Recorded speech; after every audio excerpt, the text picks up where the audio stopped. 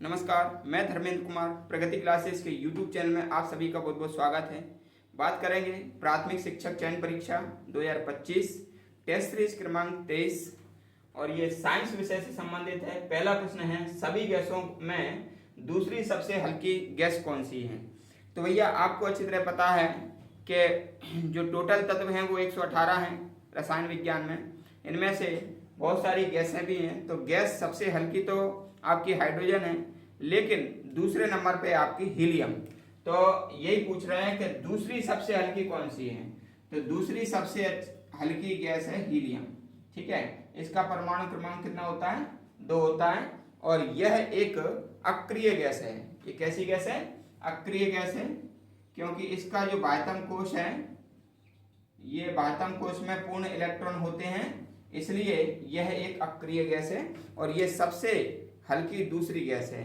और यदि अगर ये पूछें कि अक्रिय गैसों में सबसे हल्की कौन सी है, तो फिर ये पहले नंबर पर आ जाएगी, क्योंकि अक्रिय गैसों में ये सबसे हल्की पहले नंबर की गैस है।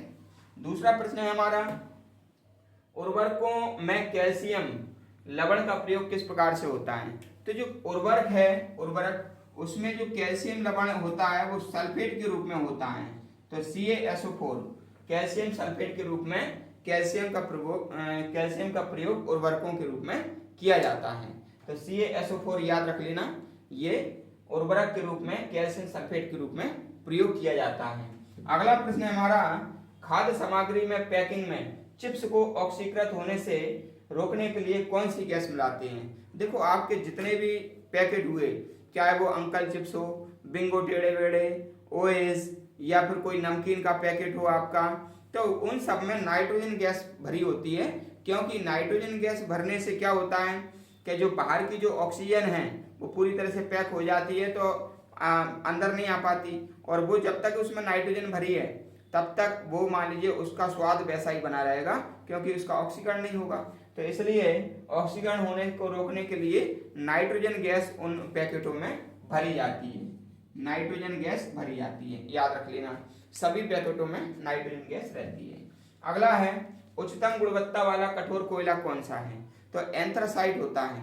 एंथ्रासाइट में 95% तक कार्बन होता है और ये जो है उच्च गुणवत्ता वाला कठोर कोयला होता है एंथ्रासाइट। ठीक है, एंथ्रासाइट ये कोयले की किस्म में 95% इसमें कार्बन होता है। ठीक है, 95% इसमें क्या होता है? कार्बन होता है। ये उच्चतम गुणवत्ता वाली ये किस्म होती है। अगला प्रश्न है हमारा, सेब में कौन सा अम्ल होता है? तो सेब में मैलिक अम्ल होता है और मैलिक अम्ल के कारण ही सेब खट्टा होता है। ठीक है, सेब में कौन सा अम्ल होता है? मैलिक अम्ल होता है। मैलिक अम्ल होता है सेब में, और इसी कारण से सेब कैसा लगता है? खट्टा लगता है। दूसरी ओर जो इमली है, इमली और अंगूर, ठीक है ना, इनमें टार्ट्रिक अम्ल होता है। टार्ट्रिक अम्ल होता है, इनमें टार्ट्रिक अम्ल होता है, तो इसलिए ये क्या लगता है? खट्टा लगता है ये दोनों। ठीक है, अगला प्रश्न है हमारा, अमीनो अम्ल किसके निर्माण की इकाई है? तो अमीनो अम्ल प्रोटीन के निर्माण की इकाई है। अमीनो अम्ल जो प्रोटीन है ना, प्रोटीन जो बनता है उसकी इकाई क्या है? अमीनो अम्ल। अमीनो अम्ल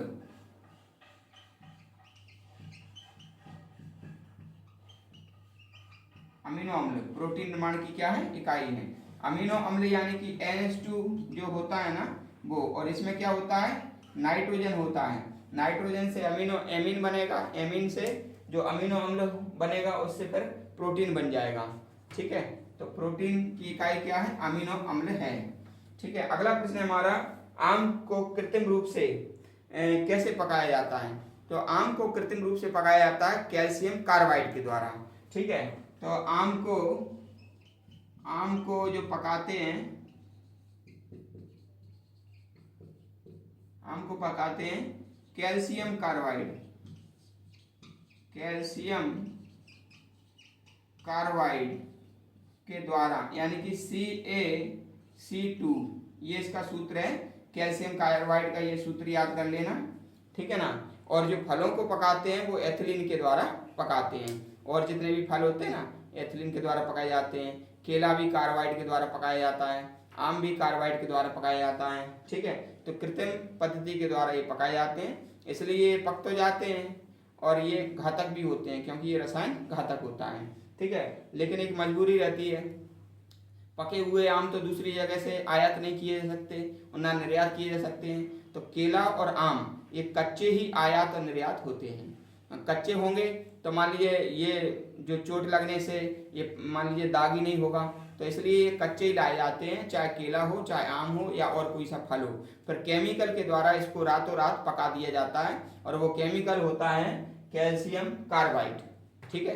कैल्शियम कार्बाइड के द्वारा आम, पपीता, केला ये पकाए जाते हैं, ठीक है। और कुछ गैसें होती हैं जैसे कि एथिलीन गैस, उसके द्वारा भी पकाए जाते हैं, ठीक है। आपको ये वीडियो कैसा लगा कमेंट्स करके बताएं। वीडियो को अधिक से अधिक शेयर करें, और जो व्यक्ति नए हों चैनल को सब्सक्राइब करें। यदि आपका कोई प्रश्न है तो कमेंट बॉक्स में आप प्रश्न कर सकते हैं। सभी का बहुत बहुत धन्यवाद।